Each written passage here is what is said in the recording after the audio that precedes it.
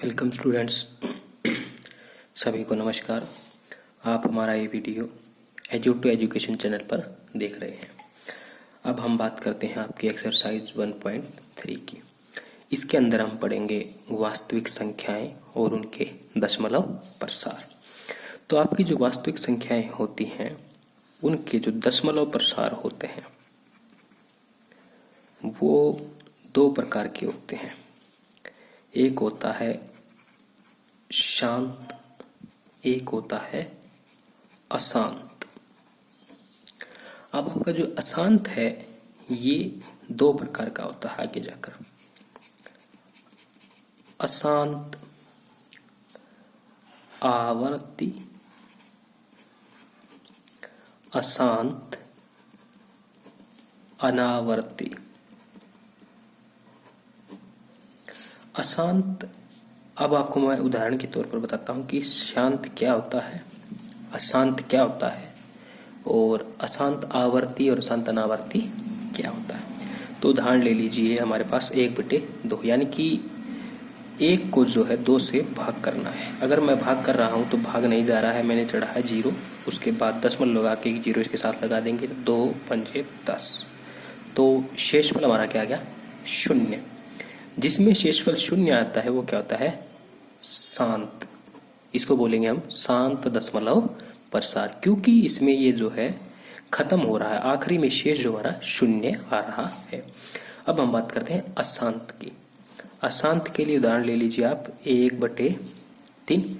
तो यानी कि 1 को 3 से भाग करना है हमें। 3 से भाग करेंगे, भाग नहीं जा रहा है, 0 चढ़ाएंगे, फिर दशमलव लगाकर 1 0 लगाएंगे, 3 3 9, 1 शेष आ गया। फिर 0 लगाएंगे, फिर 3 3 9, फिर 1 शेष आ गया, फिर 3 3 0 लगाएंगे, 3 3 9, फिर शेष आ गया। यानी कि जिसके अंदर शेषफल 0 नहीं आएगा वो हमारा क्या होगा? अशांत दशमलव प्रसार। अशांत दशमलव प्रसार के अंदर आपका शेषफल 0 नहीं होगा। अब आपका ये जो भागफल आया है ये कौन से प्रकार का अशांत है? अशांत अनावर्ती या अशांत आवर्ती। अगर आप इसमें देख रहे हो तो 3 बार बार बार बार बार बार आ रहा है, तो ये होगा आपका अशांत आवर्ती। ठीक है। अब अशांत अनावर्ती क्या होता है? अशांत अनावर्ती ऐसे होता है जैसे कि आपका मान लीजिए 0 1 2 3 4 5 6 8 4 3 2 चल रहा है लगातार। कोई भी संख्या एक निश्चित समय के बाद रिपीट हो रही है, जैसे कि 1 2 3 4 5 6 आ गया, उसके बाद 8 आ गया, फिर 4 3 2, यानी कि कोई भी बार बार नहीं आ रही है लगातार, तो उसे हम कहेंगे अशांत किंतु कैसा? अनावर्ती। अशांत अनावर्ती। तो अब हम करते हैं इसके क्वेश्चंस। अब हम कर लेते हैं आपके सवाल। सवाल नंबर 1 के 6 भाग हैं, हम बारी बारी भाग करते रहेंगे। सवाल नंबर 1 का भाग नंबर 1, इसमें हमें बताना है कि किन भिन्नों के दशमलव रूप में, यानी कि इनका एक तो दशमलव रूप बताना हमें, ठीक है, और फिर बताना कि दशमलव भिन्न जो आई है, जिसका जो दशमलव प्रसार आया है वो किस प्रकार का है। तो सबसे पहला भाग है आपका 36/100। 36/100 करने पर हमें आएगा उत्तर 0.36। यानी कि अगर मैं 36 को 100 से भाग करूं तो भाग नहीं जाएगा, 0 चढ़ाएंगे, उसके बाद यहाँ 0 लगाएंगे तो 3 पर जाएगा, फिर ये जाएगा 6 पर, यानी कि शेषफल आपका 0 आ रहा है। तो ये कैसा प्रसार होगा? ये होगा आपका शांत दशमलव प्रसार। ठीक है। इसके बाद हम आते हैं भाग नंबर 2 पर। भाग नंबर 2 में है 1/11। जब हम 1/11 करेंगे तो 0.099999 लगातार चलता रहेगा। या तो आप इसे ऐसे लिख सकते हैं या फिर लिख सकते हैं या 0.99 के ऊपर डंडा। इसका मतलब है कि 9 बार बार आ रहा है। इसको हम दंड रेखा भी कहते हैं। ये बार बार आ रहा है। ठीक है, ये बार बार आ रहा है तो ये क्या हो गया, सबसे पहले तो इसका मतलब इसके अंदर शेषफल शून्य नहीं आएगा, तो ये अशांत हो गया। उसके बाद ये 9 बार बार आ रहा है तो ये कौन सा हो जाएगा, अशांत आवर्ती, अशांत आवर्ती। ठीक है, तो उसके बाद आगे आता है हमारा भाग नंबर 3। भाग नंबर 3 है 4 सही 1/6। तो 4 सही 1/6 को हम क्या लिखते हैं, 6 चौके 24 रेख 25/6। इसको जब आप भाग करेंगे तो आपका आएगा दशमलव प्रसार 4.125, यानी कि भागफल आगे नहीं है, इसके बाद कोई बिंदु कुछ भी नहीं, इसके बाद इसका मतलब ये क्या है, शांत दशमलव प्रसार है। तो लिख देंगे शांत दशमलव प्रसार है। ठीक है, इसके बाद हम करते हैं इसका भाग नंबर 4। भाग नंबर 4 में है आपका 3/13। 3/13 यानी कि 3 को 13 से भाग करेंगे तो ये कैसा आएगा आपका,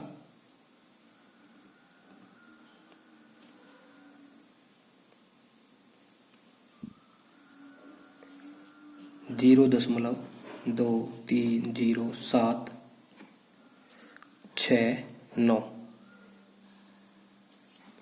इसके ऊपर पूरी के ऊपर दंड रेखा का मतलब है कि 23076 बार बार बार बार 9 तक जाने के पश्चात सारा फिर दोबारा। तो इस प्रकार के दशमलव प्रसार अशांत तो होते ही हैं, परंतु अशांत के साथ कौन सा आता है, ये आवर्ती था हमारा खाली, ये कौन सा होगा, अनवसानी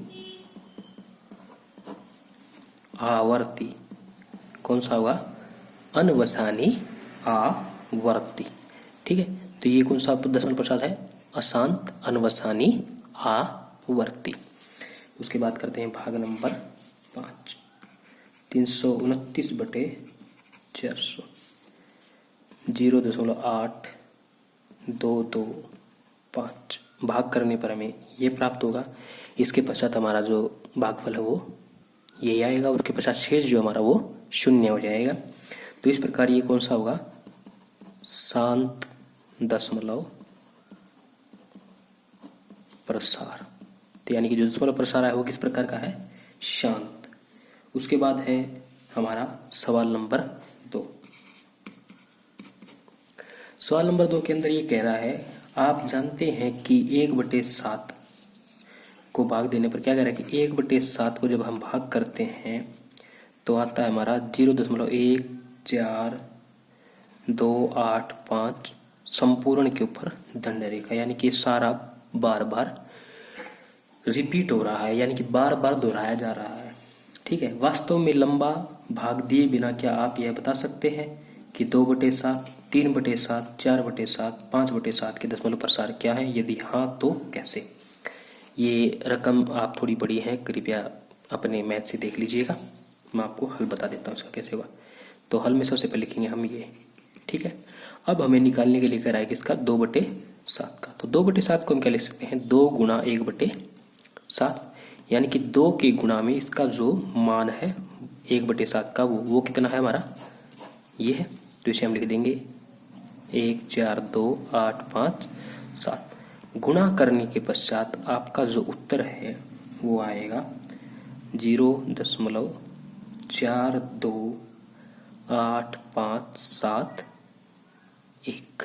ठीक है, इसके बाद ये कह रहा था कि 3/7 का, इसी प्रकार हम 3/7 का कर लेंगे। 3 गुणा 1/7 बराबर कितना हो जाएगा, क्योंकि 3/7 को हम 3 गुणा में 1/7 लिख सकते हैं। तो 1/7 का मान हमारे पास है, तो 3 गुणा में 0.1428557। तो यहाँ से गुणा करने पर आपका उत्तर जो है वो, एक मिनट भाई, ये पहले का उत्तर गलत हो गया मेरा थोड़ा सा।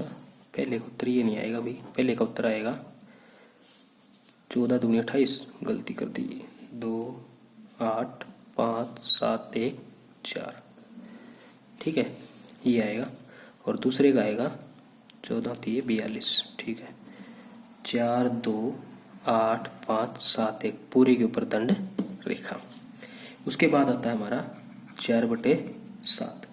4/7 यानी कि 4 गुणा 1/7, इस प्रकार लिख सकते हैं इसे हम।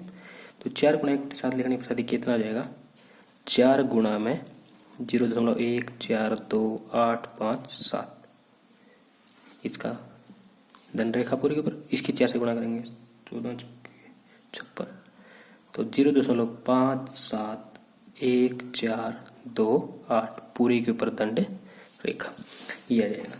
इसी प्रकार आपका 5/7 और 6/7 का बनाएगा। 5/7 यानी ये 5 गुणा 1/7, 5 गुणा 0.142857 के ऊपर बार गुणा करने पर आपका आ जाएगा ये 0.714285।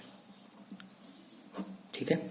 इसी प्रकार फिर आपका 6 गुणा 1/7 करेंगे तो 6 गुणा 0.14285 बराबर आ जाएगा आपका ऐसे 0 दंड रेखा लगाएंगे। 16 चुके 14 छक्के 84 85 5 8 5 7 1 4 2। ठीक है, तो ये आपका सवाल नंबर 2। अब हम बात करते हैं सवाल नंबर 3। सवाल नंबर 3 है आपका,